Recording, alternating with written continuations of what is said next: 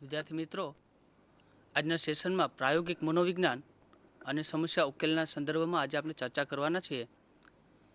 આજની આ ચર્ચામાં મારી સાથે છે મારા કલીગ્સ આરતીબેન ઓઝા અને બે વિદ્યાર્થી મિત્રો મહેન્દ્ર અને બાવાભાઈ.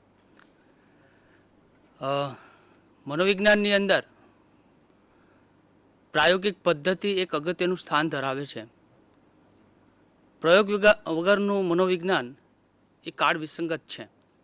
પ્રયોગ એક એવી પદ્ધતિ છે કે જેમાં ખૂબ જ પ્રમાણિત રીતે અને વ્યવસ્થિત રીતે માહિતીનું સંચય અને એનું અર્થઘટન કરી શકાય છે. આમ જોવા જઈએ તો વિજ્ઞાનની એક અગત્યની પ્રયોગ પદ્ધતિ છે. એમાં મનોવિજ્ઞાન એ એઝ એ સાયન્સ એ વિજ્ઞાન તરીકે જ્યારે એક એનું સરસ મજાનું એક સ્તર નક્કી થયું છે, તો એ કદાચ સૌથી વધારે કોઈ આધાર હોય તો એ પ્રયોગ પદ્ધતિનો છે. પ્રયોગ એક એવી પરિસ્થિતિ છે કે જેમાં પ્રયોગ કરતા બે પરિવર્તીઓ વચ્ચેના સંબંધનો અભ્યાસ કરે છે અને સ્વતંત્ર રીતે એક કોઈ પરિવર્તનની અંદર ફેરફાર કરી અને બીજા પરિવર્તન પર તેની શું અસર પડે છે તે તપાસે છે. મનોવિજ્ઞાનની અંદર શરૂઆતમાં આત્મા, મન અને ચેતનાનો અભ્યાસ થતો હતો અને એને કારણે મનોવિજ્ઞાન એ એક સાયન્સ તરફની જે દિશામાં એમનો જે પ્રગતિ થવી જોઈતી હતી એ થતી નહોતી. પણ ત્યારબાદ લગભગ 1879ની અંદર વિલ્હેમ વુન્ટે પ્રયોગશાળાની સ્થાપના કરી અને ત્યારબાદ એક પ્રયોગની શરૂઆત જે છે એ મનોવિજ્ઞાનની અંદર થવા લાગી. એટલે ખાસ કરી અને જ્યારે મનોવિજ્ઞાન એક આર્ટ્સ ફેકલ્ટીનો વિષય હોવા છતાં એક સાયન્સની અંદર જ્યારે એની ગણતરી થાય છે, ત્યારે પ્રયોગ અને પ્રયોગશાળા વિદ્યાર્થીઓ માટે અને અધ્યાપકો માટે બંને માટે એક અગત્યનું સ્થાન ધરાવે છે. પ્રયોગના સંદર્ભમાં હવે અહીંયા સ્લાઇડ ઉપરથી આપણે થોડું આગળ વધીશું. આરતીબેન શરૂઆત કરશે.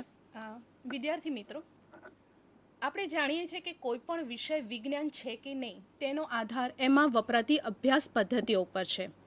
મનોવિજ્ઞાન પણ સાહેબે કીધું એમ મન, આત્મા અને ચેતનામાંથી નીકળીને વર્તનના અભ્યાસ તરફ આગળ વધ્યું. પ્રયોગોની શરૂઆત થઈ.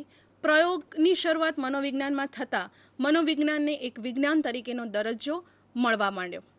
આ સિવાય મનોવિજ્ઞાનમાં માત્ર પ્રયોગ પદ્ધતિ છે એવું નથી. મનોવિજ્ઞાનમાં પ્રશ્નાવલી પદ્ધતિ, મુલાકાત પદ્ધતિ, સર્વેક્ષણ પદ્ધતિ, મનોવૈજ્ઞાનિક કસોટી પદ્ધતિ એવી રીતે વિવિધ પદ્ધતિઓ ઉપલબ્ધ છે. પરંતુ જો મનોવિજ્ઞાનને વિજ્ઞાન તરીકેનો દરજ્જો આપતી કોઈ એક પદ્ધતિ હોય તો એ પ્રયોગ પદ્ધતિ છે. તમે સ્લાઇડમાં જોશો કે પ્રયોગ પદ્ધતિ એ બધી જ વૈજ્ઞાનિક પદ્ધતિઓમાં શ્રેષ્ઠ પદ્ધતિ છે અને આ વિધાન એ દરેક વિજ્ઞાનને લાગુ પડે છે. પ્રયોગ પદ્ધતિ કેમ શ્રેષ્ઠ પદ્ધતિ છે? કદાચ તમારા મનમાં પ્રશ્ન થાય કે આ પ્રયોગ પદ્ધતિ અન્ય પદ્ધતિઓથી શ્રેષ્ઠ કેમ છે? એનું એક જે મુખ્ય બાબત છે એ છે કે પ્રયોગમાં નિયંત્રણ થઈ શકે છે અને આ નિયંત્રણને લીધે કોઈ એક ઘટકની શુદ્ધ અસર આપણે જાણી શકીએ છીએ. પ્રયોગ દ્વારા ચોક્કસ માહિતી પ્રાપ્ત થાય છે.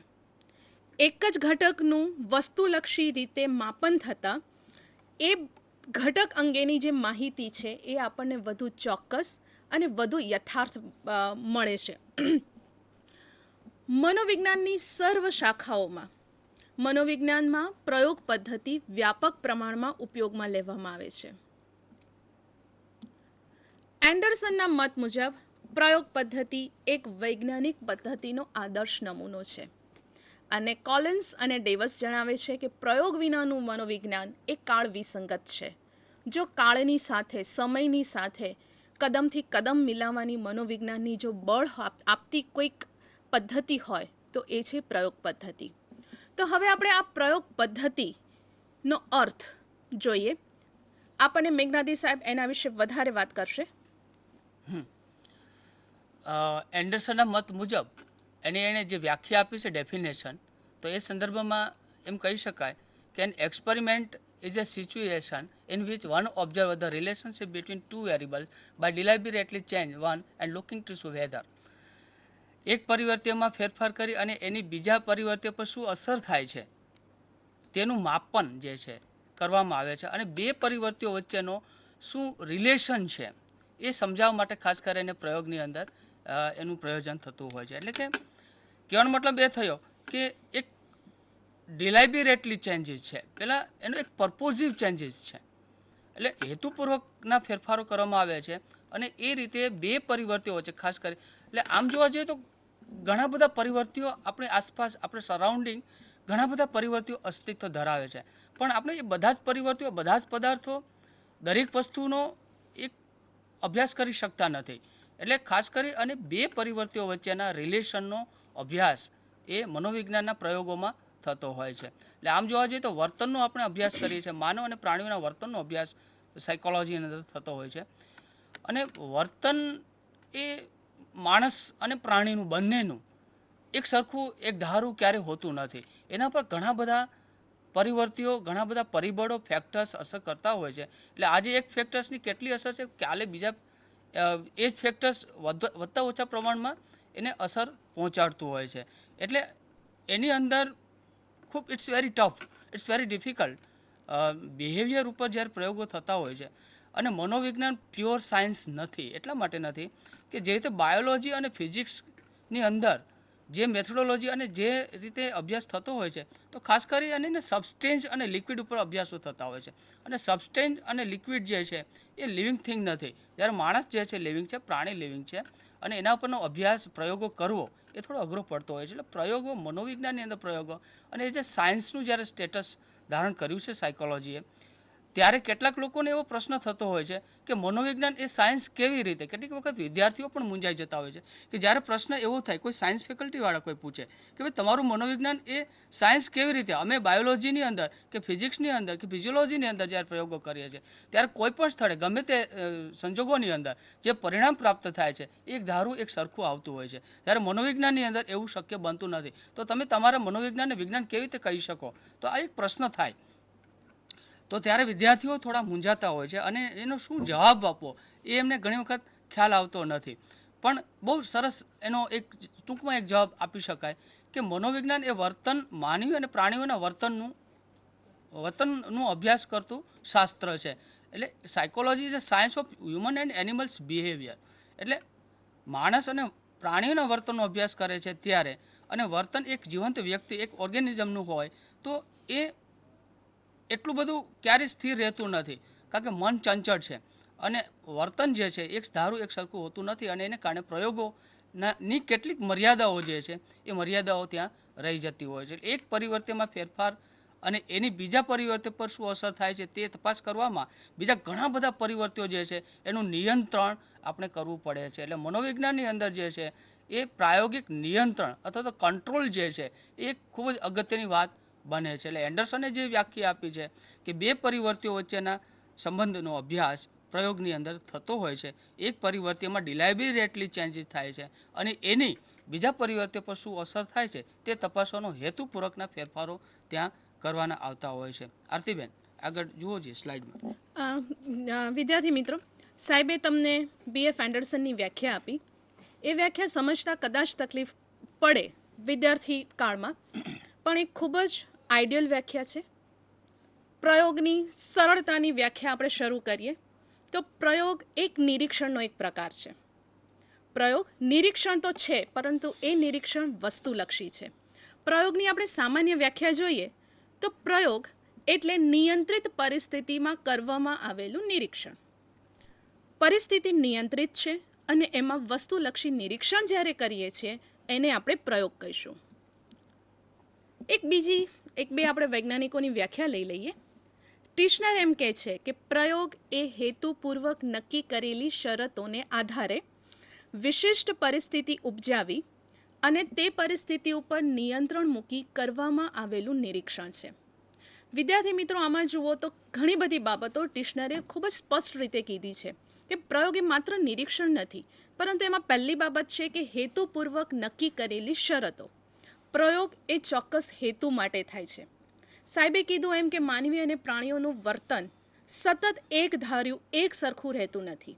વ્યક્તિએ તુંડે તુંડે મતિર ભિન્ના, એવી જ રીતે કોઈ એક સમસ્યા ઉપર જ્યારે આપણે અભ્યાસ અથવા પ્રયોગ કરીએ છીએ ત્યારે એના પરિણામો બીજા વ્યક્તિ ઉપર અલગ આવી શકવાની શક્યતા રહેલી છે. પરંતુ માનવ વર્તનને અસર કરતા ઘણા બધા પરિબળોમાંથી કોઈ એક પરિબળનો અભ્યાસ આપણે પ્રયોગમાં કરી શકીએ છીએ. માટે પહેલાં આપણો હેતુ ખૂબ જ સ્પષ્ટ હોવો જોઈએ કે આપણે શેના ઉપર અભ્યાસ કરીએ છીએ. એક ઉદાહરણથી સમજીએ, જેમ કે ઘોંઘાટની શિક્ષણ ઉપર થતી અસર. શિક્ષણ ઉપર અસર કરનારા ઘણા બધા પરિબળો છે. વ્યક્તિગત પરિબળોમાં જઈએ તો વ્યક્તિની ઉંમર, જાતિ, એનો બુદ્ધિઆંક, એનો સ્મૃતિ વિસ્તાર.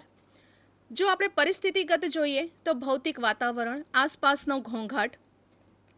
આપણે શિક્ષણ સામગ્રીની બાબત જોઈએ તો શિક્ષણ સામગ્રીની અર્થપૂર્ણતા, એનું કદ, એની ભાષા, આ ઘણા બધા પરિબળો શિક્ષણની માત્રાને અસર કરે છે. પણ આ બધા જ પરિબળોનો આપણે એકસાથે અભ્યાસ પ્રયોગમાં કરી શકીશું નહીં. માટે આપણે હેતુ નક્કી કરીએ છીએ કે આ બધા જ પરિબળોમાંથી શેનો અભ્યાસ કરવો છે. તો આપણે પ્રયોગમાં ઘોંઘાટનો અભ્યાસ કરવો છે કે આસપાસના વાતાવરણમાં રહેલા ઘોંઘાટની શિક્ષણ ઉપર શું અસર થાય છે. આમ પ્રયોગ એ હેતુપૂર્વક નક્કી કરેલી શરતોને આધારે થાય છે. એટલે આપણે નક્કી કરી લીધું કે ઘોંઘાટની શિક્ષણ ઉપર થતી અસર જોવી છે. એના માટે વિશિષ્ટ પરિસ્થિતિ ઉપજાવવામાં આવે છે અને આ વિશિષ્ટ પરિસ્થિતિ ઉપજાવી તેમાં નિરીક્ષણ કરવામાં આવે તો એને પ્રયોગ કહેવામાં આવે છે. એક અન્ય વ્યાખ્યા તમને તમારા સ્લાઇડમાં દેખાશે, જે BF એન્ડરસનની છે.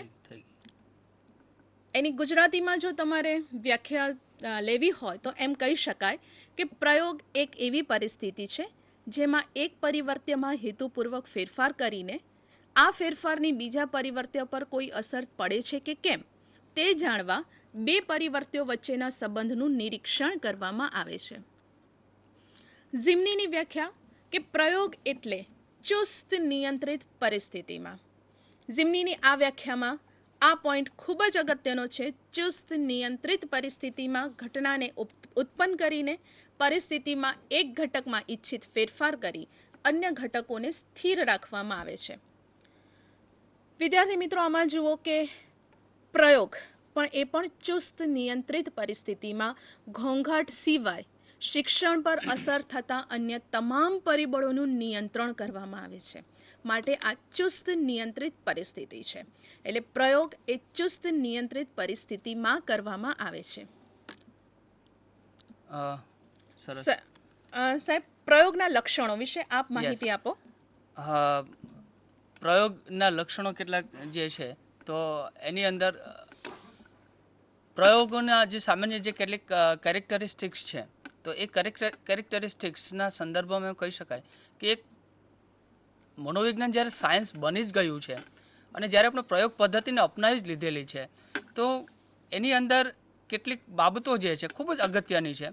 અને એ છે કે પ્રયોગ જેવી રીતે અન્ય સાયન્સની અંદર, જેમ કે તમે બાયોલોજીની અંદર કે ફિઝિક્સની અંદર કોઈ એક પ્રયોગ એક સમય આજે કરો છો અને લેબોરેટરીની અંદર જે કંઈ તમે એના કન્ક્લુઝન્સ પ્રાપ્ત કરો છો તો એવી જ રીતે મનોવિજ્ઞાનની અંદર પણ પ્રયોગની અંદર રિપીટેશન કરી શકાય છે. એટલે પરિવર્તન જે છે એમાં ચેન્જીસ કરી શકાય છે. એક પહેલું લક્ષણ જે છે એ ચેન્જીસને લગતું છે, એટલે કે એમાં પરિવર્તન કરી શકાય છે. એટલે દાખલા તરીકે હમણાં જે ઘોંઘાટની વાત કરી કે ભાઈ શિક્ષણ પર ઘોંઘાટની શું અસર થાય છે. હવે ધારો કે પ્રયોગકર્તા જે છે એની પાસે કેટલોક સ્વતંત્ર હવાલો છે. સ્વતંત્ર પરિવર્તનની અંદર એ ફેરફારો કરી શકે છે, એમાં નિયંત્રણ મૂકી શકે છે. એટલે કેટલીક બાબતોની અંદર એ ખૂબ સ્વતંત્ર છે.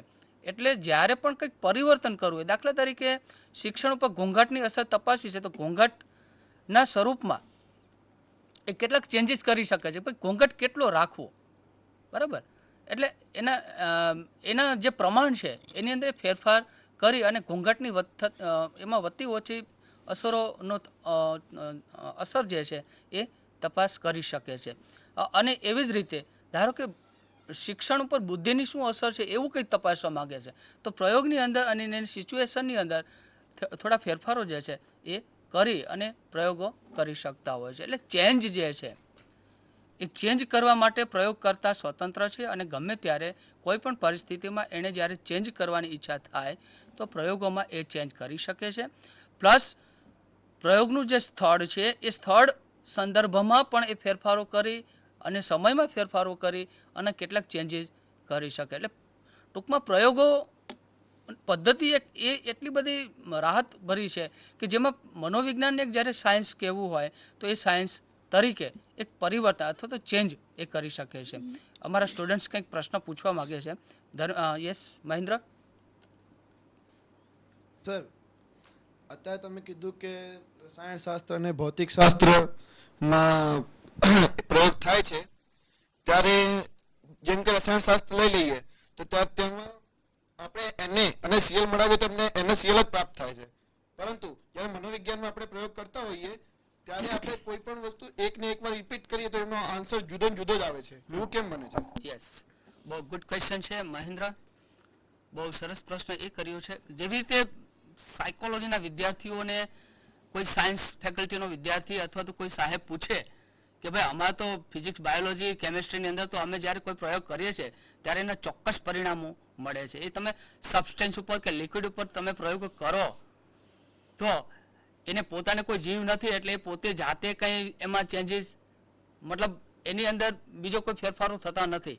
પણ જ્યારે માણસ અથવા તો પ્રાણી ઉપર આપણે અભ્યાસ કરતા હોય ત્યારે એક મર્યાદા તરીકે આપણે એને સ્વીકારી લેવું પડે છે કે સાયકોલોજી જે છે એ સાયકોલોજીની અંદર માણસ અને પ્રાણીઓ ઉપરનો અભ્યાસ થતો હોવાને કારણે એની પાસે ઘણી ઇન્ટરનલ એટલા બધા વેરિયેબલ્સ છે આપણે જેના પર સંપૂર્ણપણે કંટ્રોલ કરી શકતા નથી.